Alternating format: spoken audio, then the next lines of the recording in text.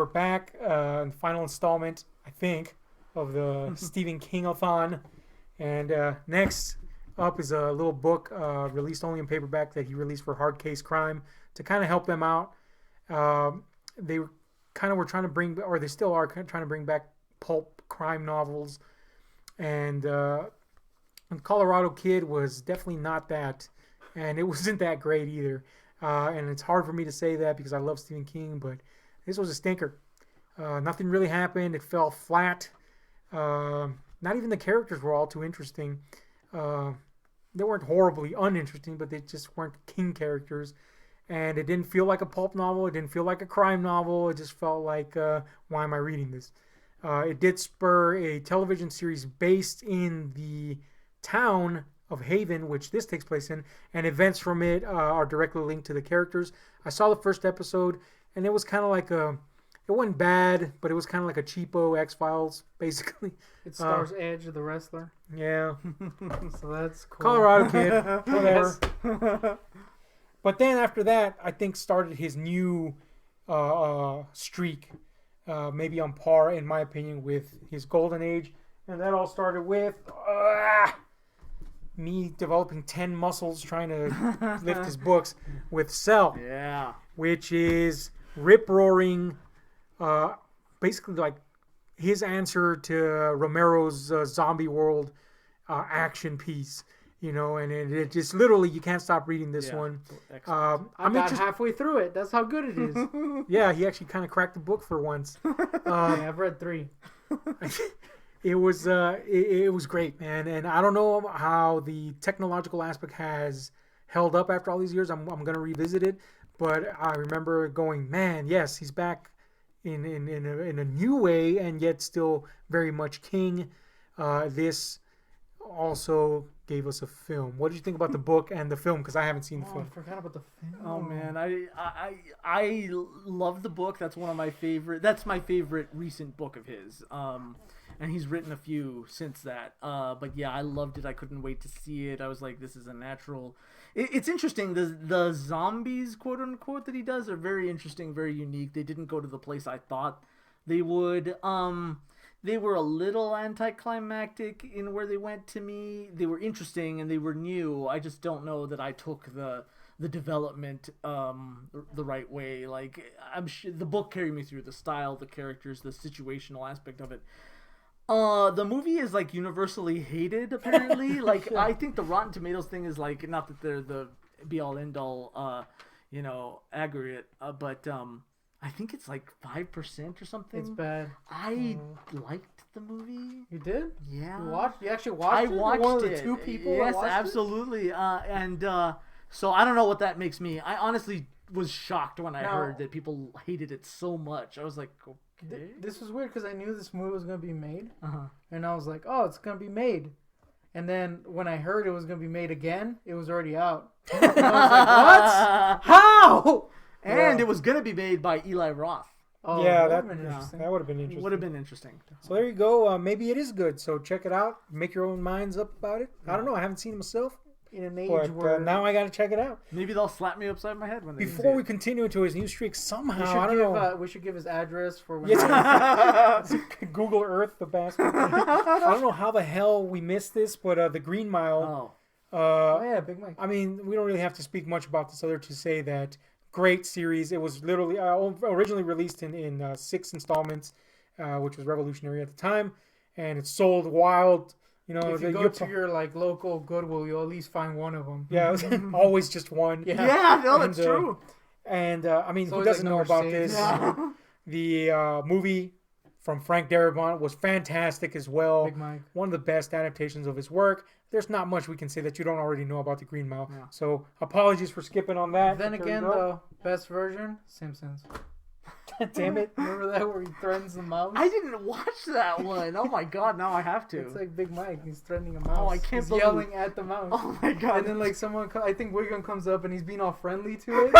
And then he leaves and he's like, I'm gonna kill you. That's amazing. I want to see that now. Yes, me too. Next came, I never knew how to pronounce this, Lizzy Story. But it's one of his best books, man. He creates such a tapestry of imagery in this. and it deals with a woman who lost her husband, who was a writer, and begins to kind of remember him not an unflattering light, but for what he really was. And she loves him and all, but there was things about him that were not quite right. But the most intriguing part is she begins to delve into something that was kind of unmentionable when he was alive, and that's that he got his influence for his stories from a world that he literally visited. And it's when she goes there, it's, I mean, astonishing. I mean, really heartfelt. This came from him seeing his wife Tabitha, Stephen King seeing his wife Tabitha clear out kind of reorganize his writing room, because she had to, because he almost fucking died in that accident. And he thought, what would happen if I died? What would she feel? What would she discover? And so basically... His porno collection? His Yeah. drugs. His dildo collection? His truck centerfolds. But yeah, it's a fantastic book, amazing book, one of his best, and it continued his recent streak into awesomeness. Next came Blaze, which he released as Richard Bachman again. And Blaze was an old manuscript that he found that he was going to release as Bachman. It is kind of like a crime thriller centered around a mentally incapacitated guy that used to kind of be like the henchman to this crook. And he decides in all his loyalty to, after the crook dies, he decides in all his loyalty to carry out the crook's last big, game, if you will. But he's he's retarded, so that kind of falls to the wayside.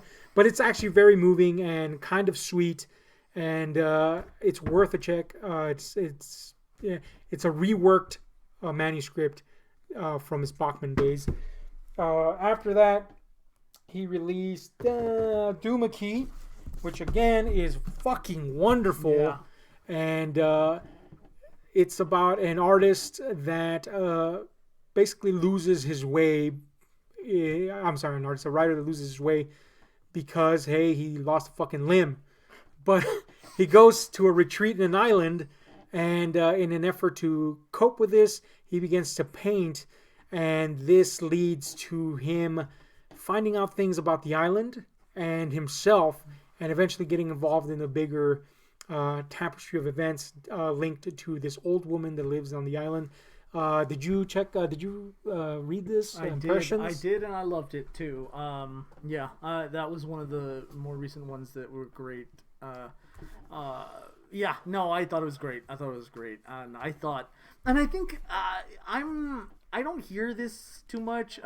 I think his writing style is better now than it's ever been. Yeah, maybe not the stories themselves, maybe not the plots, even though they're good to me.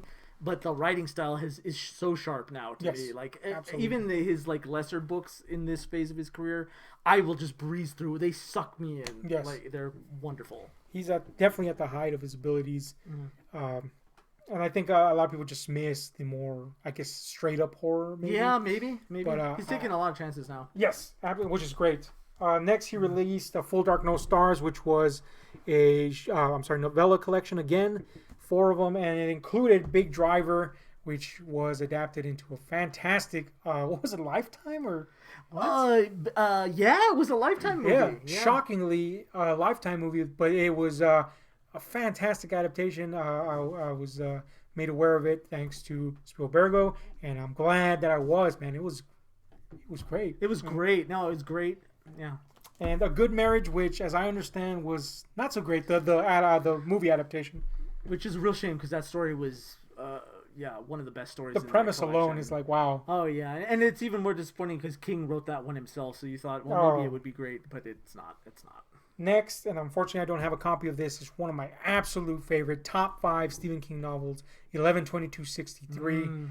And I read this show. It is? Yes, it was made into a Hulu series, which I have not seen. Kinda because, one, I heard that it stinks. Well, it's fine enough that it's not exactly the great as the book is, and 2, because I love the book so much that I'm just kind of scared of anything now. The book's fantastic. It basically deals with a man that discovers a slip in time and uses it to his advantage at first, but then decides, what if I can alter history towards a positive, and all that ensues from there. But at the real power of the book is that it's a love story, and not in a hokey way, not in that forced Hollywood way. Oh, we have to put a love story in here. No, it is an incredibly moving love story, and it ends in such a way where it brought tears to my eyes. It's one of my favorite books, and the series, was it good? Was it not good? It was pretty disappointing to me. I heard the ending's really bad. I know people liked it. I know a lot of people who liked it, but it's just one of these series which is going to. I'm going to say this again about the next one, where there are certain people who adapt King correctly, and it's quite a tightrope to do it if you're going to keep the mainness of his stories. Frank Darabont does it really well.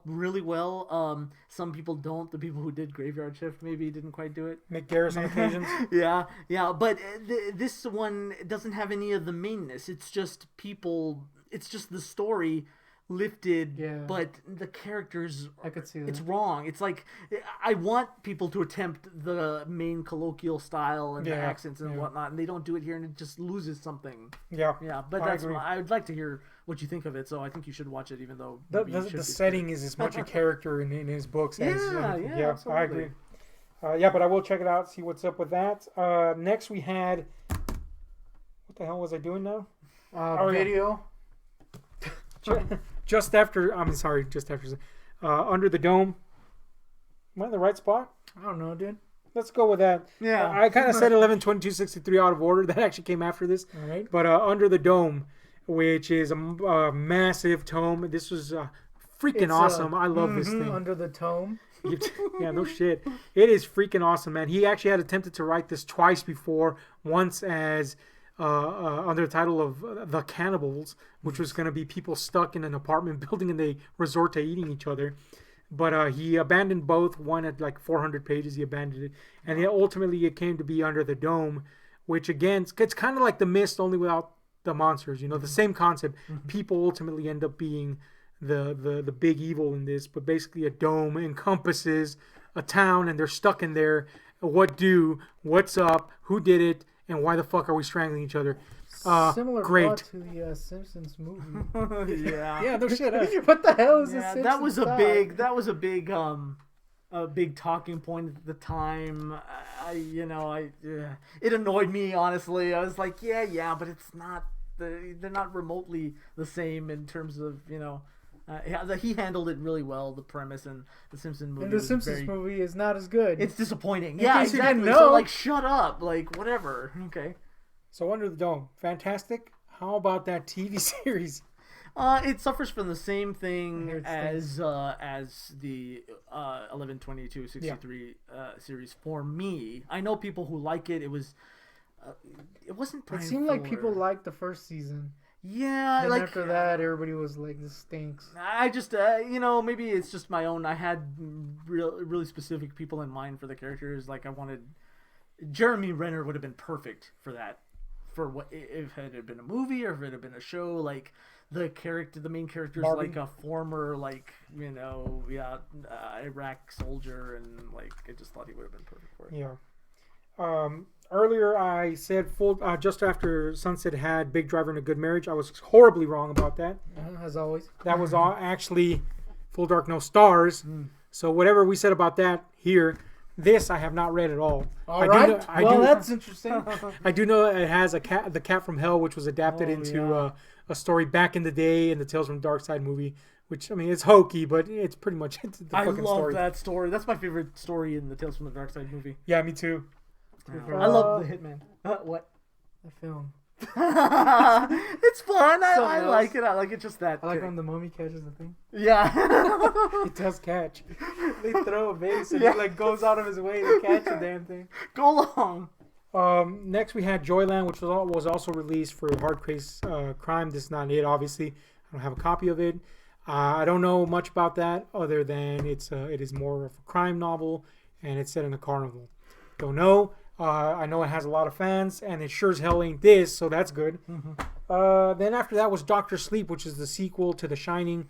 And this is divisive. Most people don't like it. Most people were adverse to it. I loved it. I thought it was awesome. It picks up decades later with Danny being grown up and suffering a lot of the same problems that his dad did in terms of his abusive behavior and drinking problems and drug problems and what have you. and but he still has the Shining, and then he begins to have contact with somebody that has an even stronger ability with the Shining, and at this point we cut to this group of travelers. They're basically you told me psychic. about this. Yeah, they're basically like psychic vampires, and they call themselves the Knot. And they're after that one person that Danny has a psychic link with, and that one person happens to be a child, and she is phenomenally gifted in terms of The Shining. And anyway, what ensues is, well, I won't ruin it for you, but I thought it was great, and it closed off a lot of the stuff, unsettled stuff from The Shining. It is a very different from The Shining, so maybe that's what they didn't like. And it is hard to pull off a sequel, especially decades later. But I think he did it, and I thought it was wonderful. Did you? I have not read it. I Check need it to. out. Yeah, I Yes. need to. And I wanted to read it off that premise alone, like him fighting psychic vampires. That sounds great. Yeah, That sounds and they fucking have one tooth. Are you serious? Yes, it's kind of gross. This? Whoa, that's neat. Oh, I want to read it even more. All One right. pube One- is a concept we've talked about many times, sadly. Okay. All right. We're coming down to the last few. Most of these I haven't Holy read. shit. Ghost Brothers of Darkland County was a libretto he wrote for the stage. It's a musical he wrote. What the? He wrote the libretto, but the music and the lyrics for the songs were written by John Mellencamp. Apparently, it was a phenomenal success. It toured, and apparently, it's very good according to most reviews. Oh, wow. Wish I would have seen it, but unfortunately not. But there is a CD version available, an audio version available, so you can actually hear the play out. So there's that. Then he wrote Mr. Mercedes, and I'm just going to cover all these three at the same time. Mr. Mercedes, Finders, Keepers, and End of Watch is his current series, which is more centered around kind of like a thriller type of feel, although here that End of Watch finally brings to fruition some sort of supernatural element. I know they are beloved. I know people are raving about them, so I got to check those out. If you've read them, tell me what's up. Should I check them out or not? I will anyway, so whatever. So go to hell. Have you checked them out? I or- haven't, and I want to, and especially before Mr. Mercedes is being made into a series. Oh, is it? Yeah, Oh, it's like awesome. it's gearing up right now. I forget who got Mick cast in Garris it. is. Yeah, Mick hope Garris not. is attached.